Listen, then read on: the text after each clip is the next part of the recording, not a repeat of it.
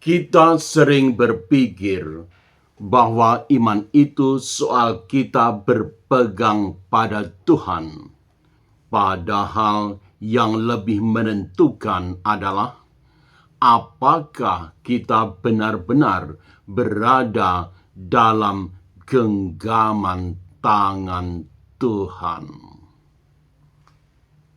Makna tersembunyi Alkitab menggali mutiara-mutiara kehidupan yang tersembunyi dan terpendam dalam kitab suci. Selamat datang di channel Makna Tersembunyi Alkitab. Selasa 28 April 2026. Peringatan Petrus, Chanel, dan Loe Marie Crillon de Montfort. Sabda dan keterhubungan makna. Injil hari ini memuat kalimat yang sangat tegas. Tidak seorang pun dapat merebut mereka dari tanganku. Injil Yohanes bab 10 ayat 28. Kata Yunani harpazo mempunyai arti merebut, merampas dengan paksa. Yesus tidak berkata bahwa hidup kita aman. Yesus berkata, tidak ada kuasa yang bisa merebut. Mazmur 87 menggemakan identitas yang lebih dalam. Ayat kuncinya Mazmur 87 ayat 5. Tentang Sion dikatakan, orang ini dan orang itu dilahirkan di dalamnya, dan Yang Maha Tinggi sendiri menegakkannya. Mengapa ayat ini menjadi ayat kunci? Ayat ini menegaskan identitas. Siapapun dari manapun diakui sebagai lahir di dalam Sion. Bukan soal asal-usul biologis, tetapi pengakuan ilahi. Orang ini lahir di sana. Di balik itu ada gagasan Ibrani Yalad, yang memiliki arti dilahirkan, diberi asal-usul, diberi identitas. Artinya ini sangat penting.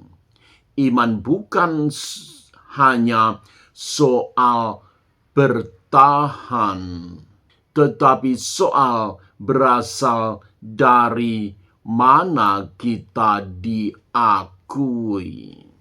Belajar dari Bapak Gereja. Kisah para Rasul bab 11 menunjukkan sesuatu yang sangat menarik.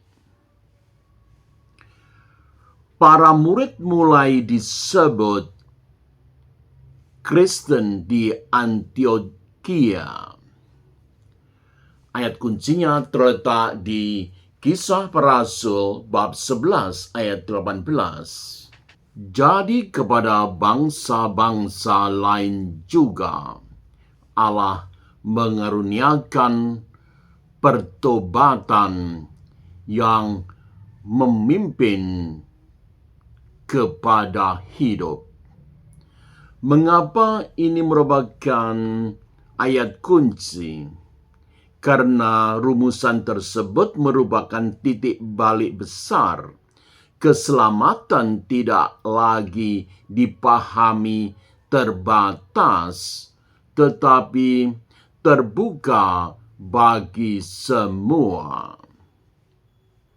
Allah sendiri yang memberi, bukan manusia yang menentukan batasnya. Ini bukan label yang mereka pilih sendiri.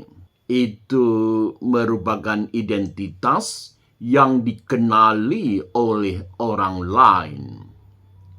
Di sini saya teringat ungkapan klasik yang sering dikaitkan dengan Agustinus.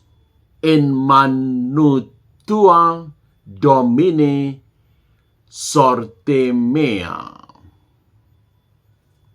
Ungkapan Latin ini memiliki arti, di dalam tanganmu, ya Tuhan, nasibku berada. Jadi, bukan kita yang menggenggam hidup kita sendiri.